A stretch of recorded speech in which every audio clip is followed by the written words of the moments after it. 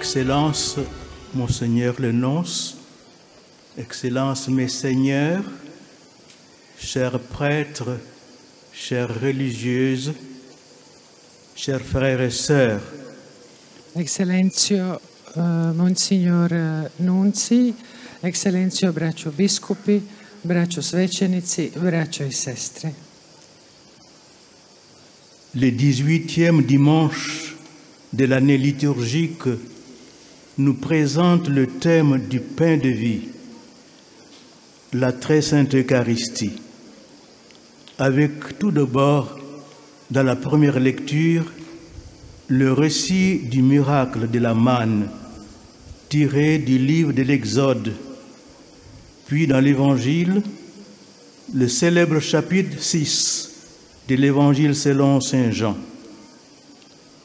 Après la multiplication des 5 pains et des 2 poissons, commence le long discours de Jésus intitulé « Le discours du pain de vie », qui vise à expliquer et à approfondir la signification de ce miracle.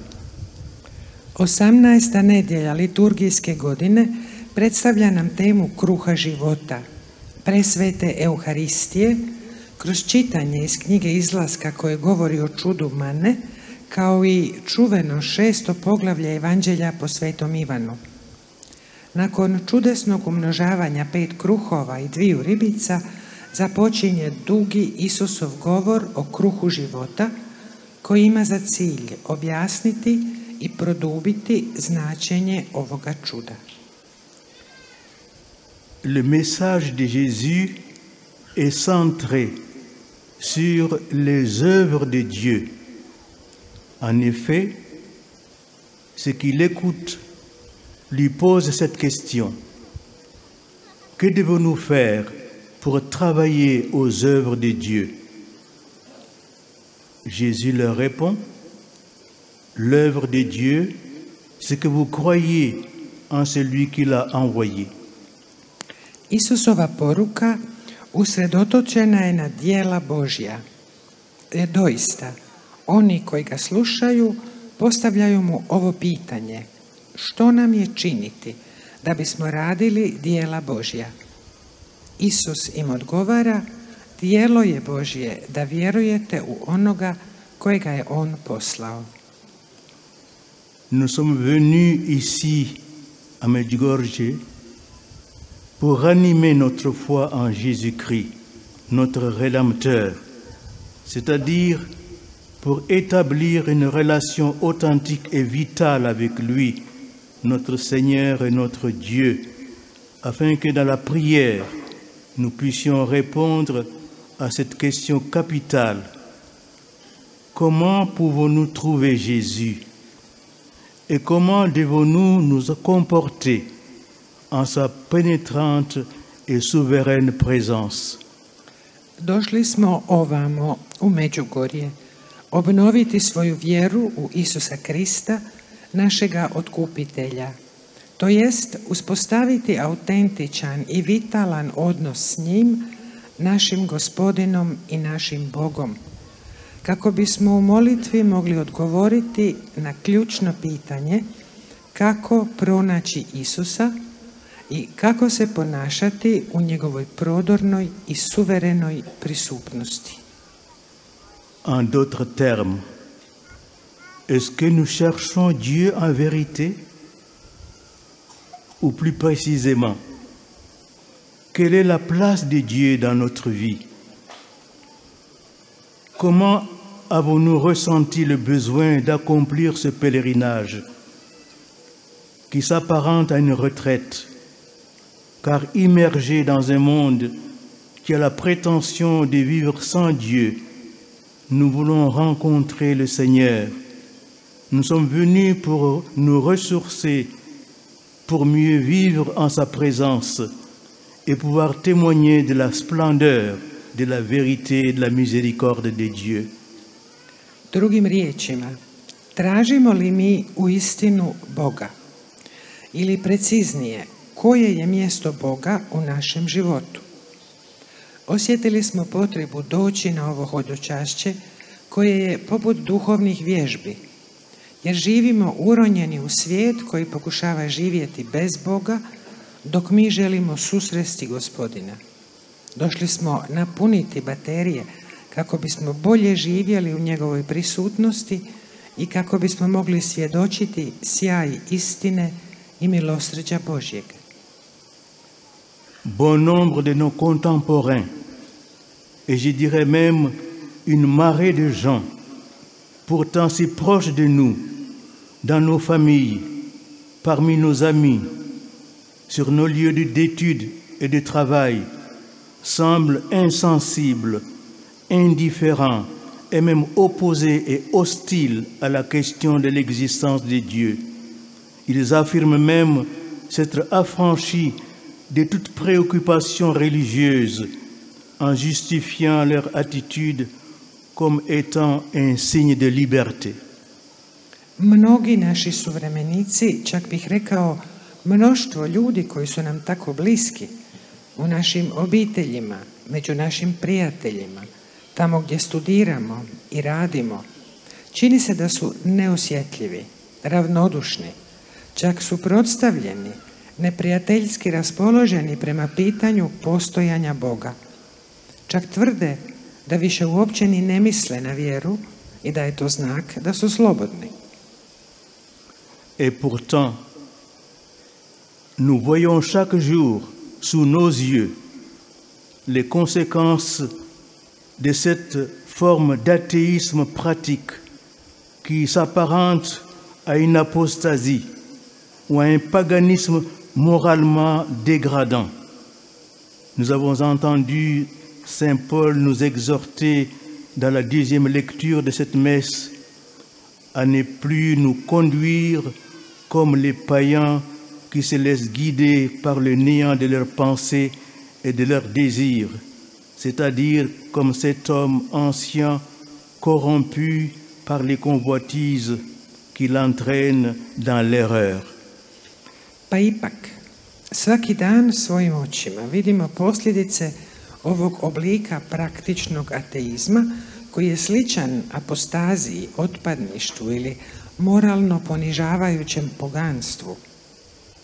Čuli smo kako nas je Sveti Pavao u drugom čitanju opomenuo: neka se ne ponašamo poput pogana koji se daju voditi ništavnošću svojih misli i želja, to jest poput staroga čovjeka koga varave požude vode u propast. Et nous savons ce que ce néant suscite dans nos sociétés saturées de bien-être matériel: l'égoïsme, l'hédonisme, le mensonge, la violence, la confusion au niveau des idées, où toute vérité, même la plus évidente, est bannie, ainsi que la décadence des mœurs, trop souvent légitimée par la législation de nos États. Tant et si bien que nos contemporains sont de plus en plus nombreux à se rendre compte que la négation de Dieu aboutit à une réelle négation, à un avilissement, à une dégradation de la personne humaine, c'est-à-dire de sa dignité, qui mène à sa destruction. Saint Paul nous demande de nous souvenir de notre baptême et de nous laisser renouveler en revêtant l'homme nouveau, créé selon Dieu dans la justice et la sainteté, conforme à la vérité. Mi znamo što to ništavilo izaziva u našim društvima zasićenim materijalnim dobrima. Egoizam, hedonizam, laži, nasilje, zbrku na razini ideja gdje svaka, čak i najočitija istina protjerana, kao i dekadentno ponašanje koje zakonodavstvo naših država često opravdava u toj mjeri da sve brojniji naši suvremenici postaju svjesni da poricanje Boga dovodi do stvarnog poricanja i degradacije ljudske osobe, odnosno njenoga dostojanstva, što vodi do njenog uništenja. Sveti Pavao traži od nas da se sjetimo svoga krštenja i da se dopustimo obnoviti i obući novog čovjeka po Bogu stvorena u pravednosti i svetosti istine. Aujourd'hui, le Christ Seigneur nous appelle à regarder plus haut. En effet, il est essentiel de rappeler aux consommateurs de notre époque que si on mange pour vivre, on ne vit pas pour manger. Jésus, qui connaît le cœur de l'homme, veut répondre à nos désirs les plus profonds, à nos aspirations les plus essentielles, à cette faim d'amour et à cette soif d'absolu qui nous tenaille. Et il nous voit courir trop souvent vers une source frélatée qui s'avère incapable d'assouvir cette faim et cette soif, c'est-à-dire vers la toute-puissance de la technologie érigée en divinité.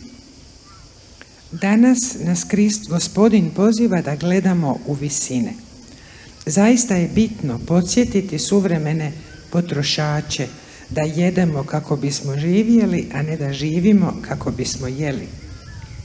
Isus, koji poznaje čovjekovo srce, želi odgovoriti na naše najdublje želje, na naše najbitnije težnje, na ovu glad za ljubavlju i ovu žeđ za apsolutnim koja nas muči.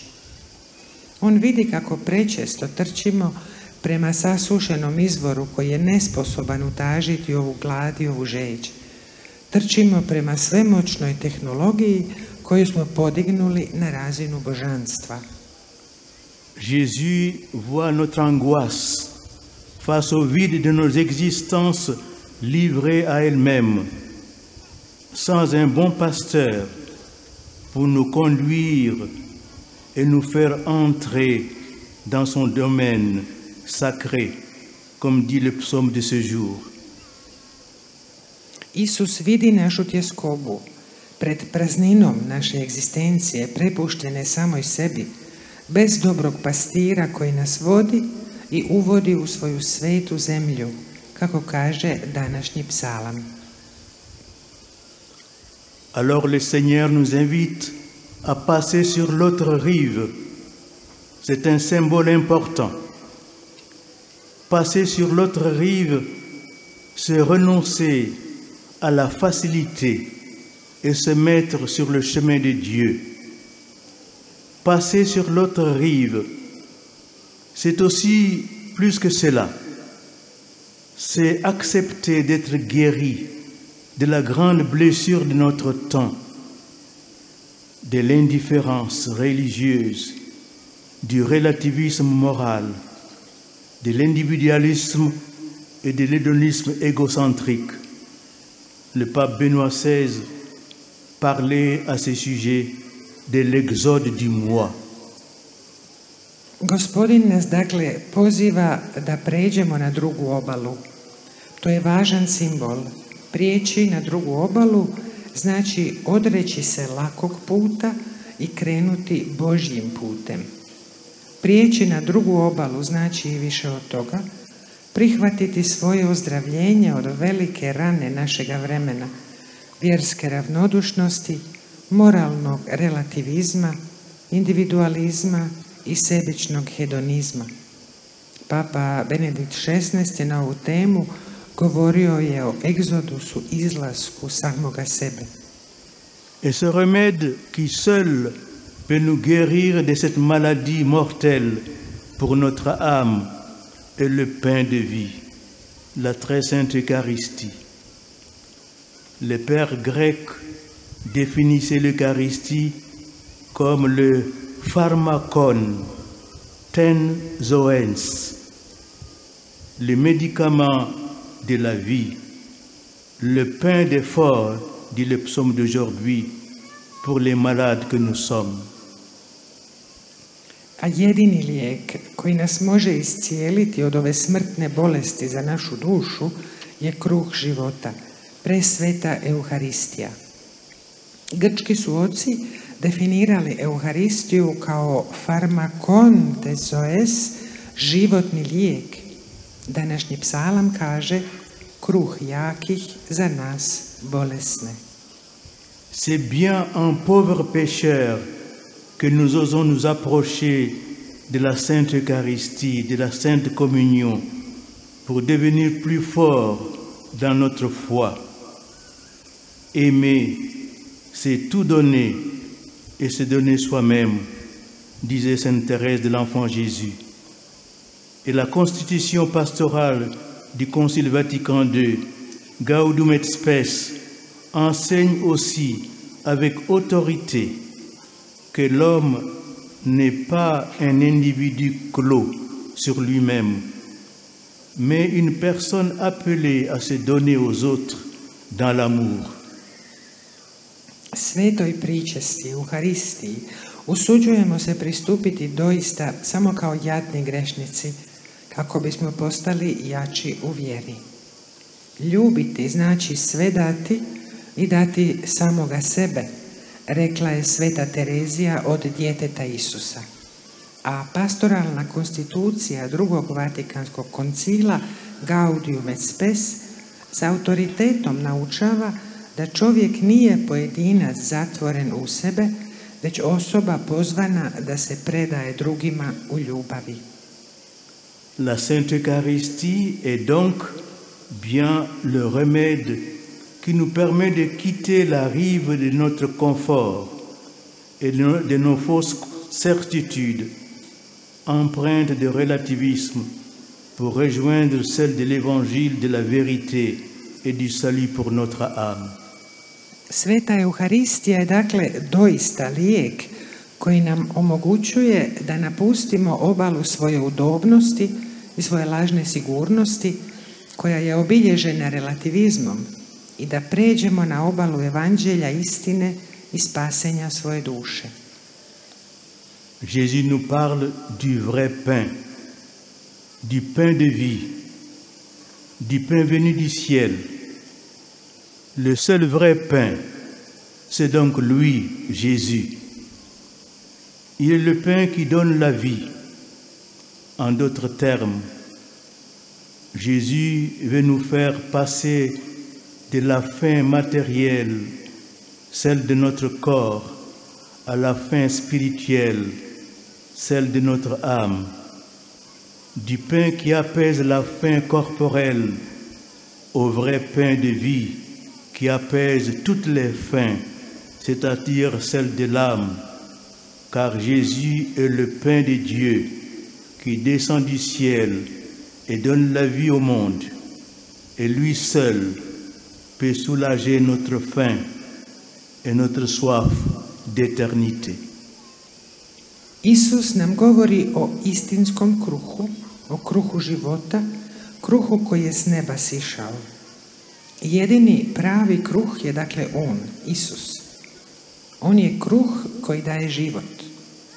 Drugim riječima, Isus želi da pređemo s materijalne gladi, gladi našega tijela, na duhovnu glad, glad naše duše. S kruha koji taži tjelesnu glad, na istinski kruh života koji taži svaku glad, što znači glad duše, jer Isus je Božji kruh koji silazi s neba i daje život svijetu. I samo On može utažiti našu glad i žeđ za vječnošću. Notons qu'en Occident, on représente l'Eucharistie par un ostensoir ou par un calice au-dessus duquel se tient une hostie. En Orient, on la représente différemment. Dans le calice ou sur la patène, on peut contempler Jésus sous les traits de l'enfant dans la crèche, assisté par deux anges en vêtements de diacre, car Jésus est à la fois le grand prêtre et la victime. Près de l'enfant est inscrit Jésus-Christ, Fils de Dieu, Sauveur. Sur lui repose la colombe de l'Esprit Saint. Imajmo na umu da se na zapadu Euharistija prikazuje pokaznicom ili kaležom iznad kojeg stoji hostija. Na istoku Euharistiju se prikazuje drugčije. U kaležu ili na pateni vidimo Isusa u liku djeteta u jaslicama, pored njega dva anđela odjevena poput đakona, jer Isus je istodobno i veliki svećenik i žrtva. Pored djeteta stoji napisano Isus Krist, Sin Božji, Spasitelj. Na njemu počiva golubica Duha Svetoga.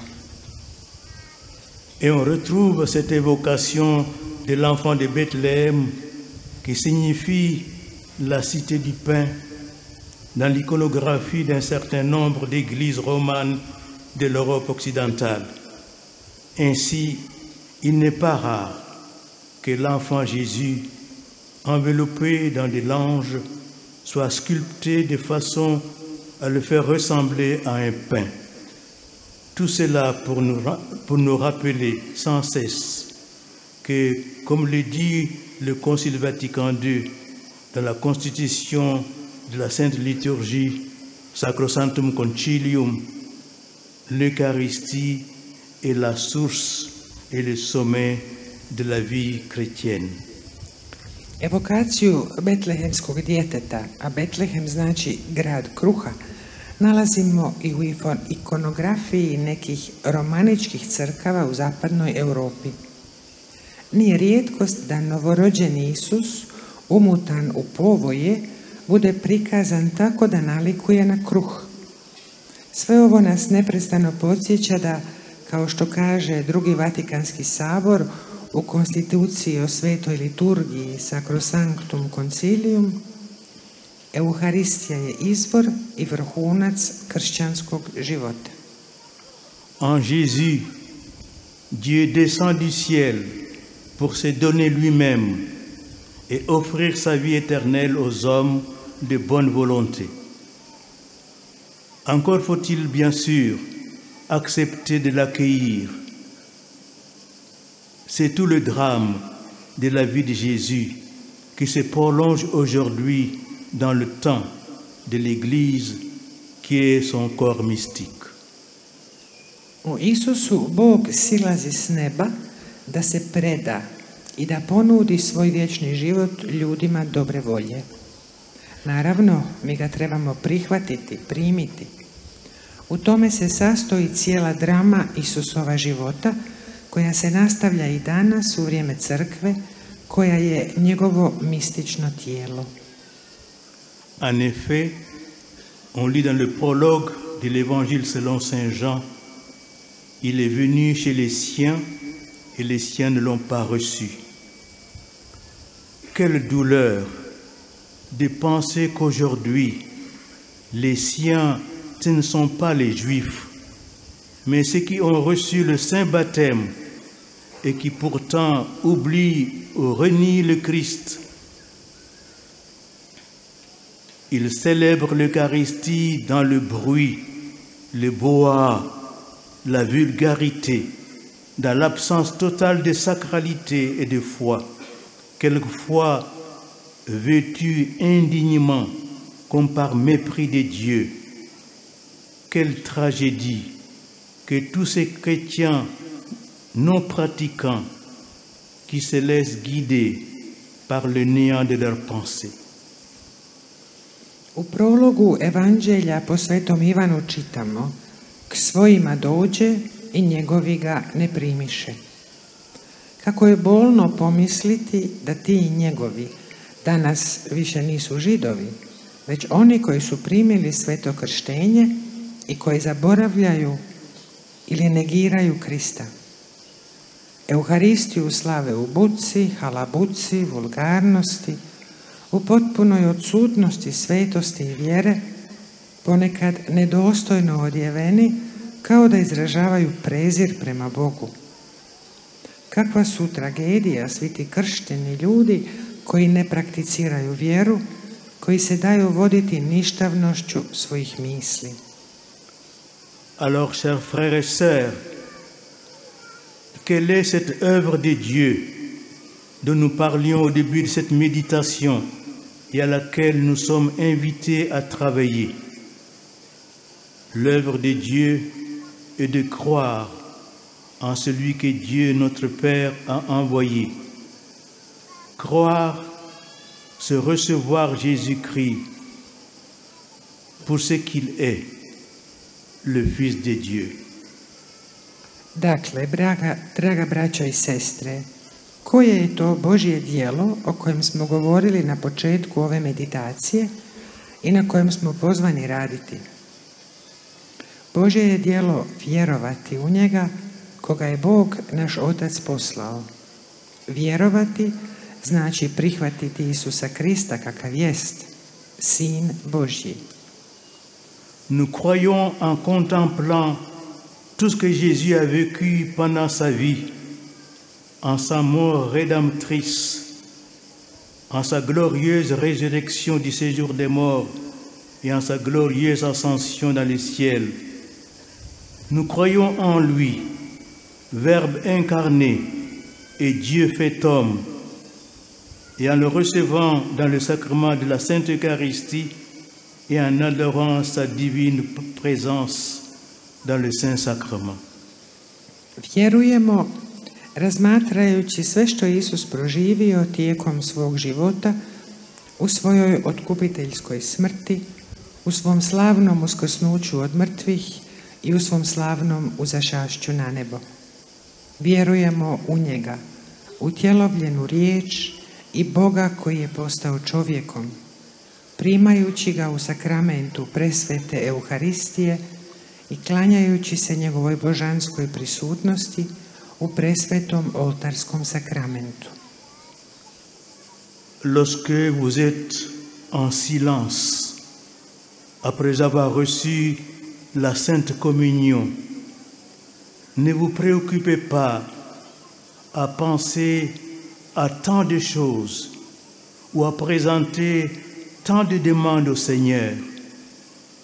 Restez plutôt là, en présence de Jésus, et dites-lui, mon Dieu, qui suis-je moi pour que tu sois là au-dedans de moi-même et demeurer dans les profondeurs de cet émerveillement et de cette stupeur.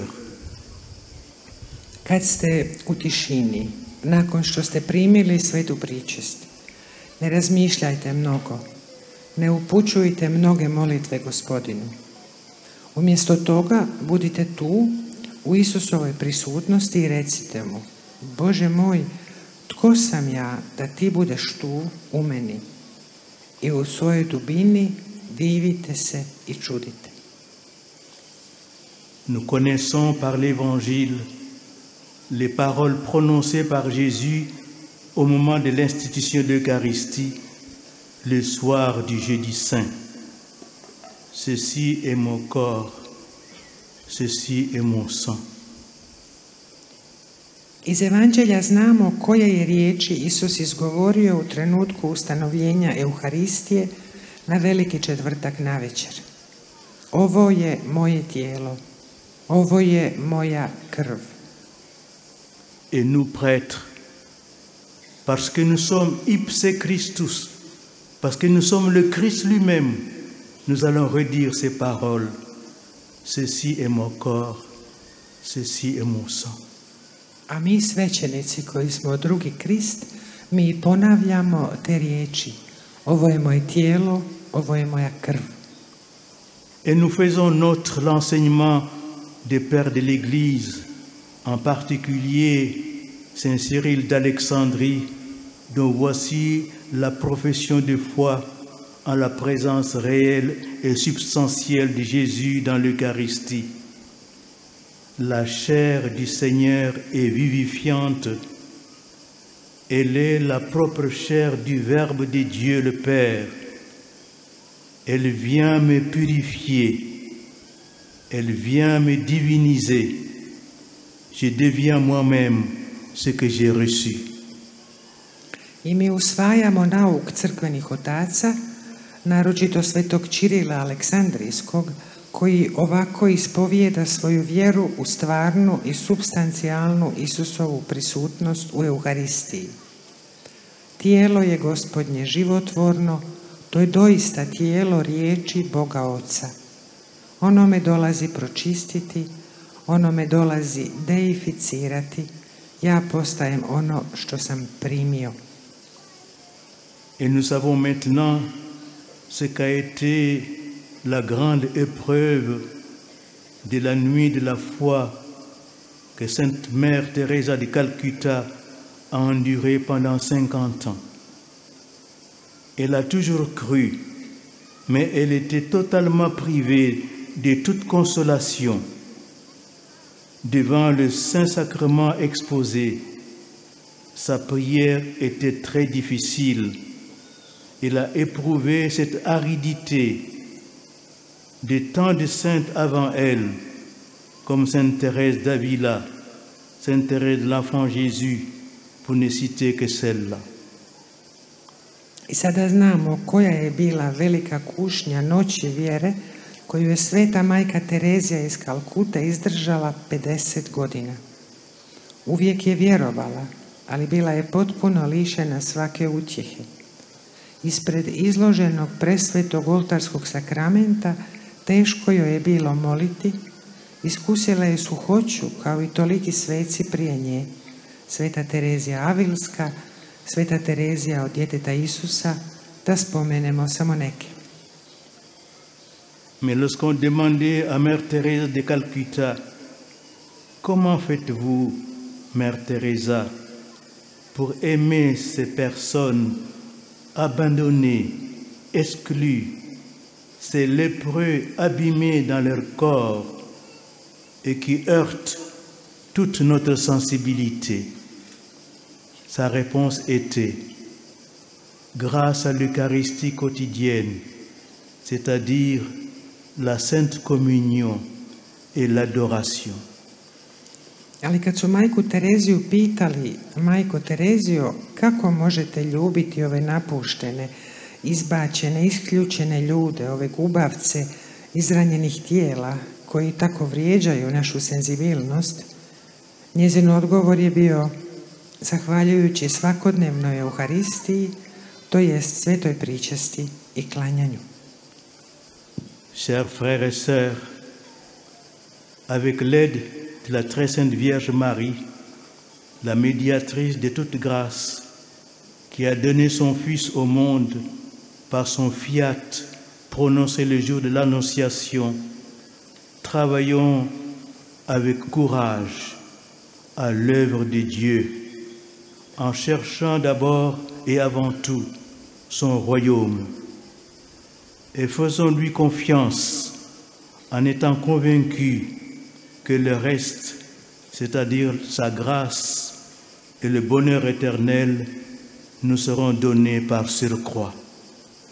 Draga braćo i sestre, uz pomoć blažene djevice Marije, posrednice svih milosti, koja je svog sina darovala svijetu, kad je na dan navještenja rekla fiat, neka mi bude, hrabro radimo na Božjem djelu, tražeći najprije i prije svega njegovo kraljevstvo.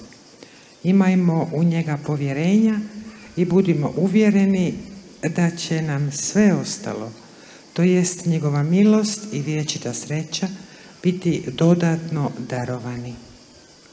Je vous demande humblement, fréquentons la Sainte Eucharistie, aimons manger le corps et le sang de Jésus, mais surtout, aimons l'adorer dans le silence. Ponizno vas molim, pristupajmo svetoj Euharistiji, primajmo svetu pričest i naročito ljubimo ga u tišini, u klanjanju. Que Notre-Dame de Medjugorje nous convertisse et nous aide à faire l'œuvre de Dieu et qu'elle nous bénisse. Amen. Neka nas Gospa Međugorska obrati i pomogne nam činiti Božje djelo i neka nas sve blagoslovi. Amen.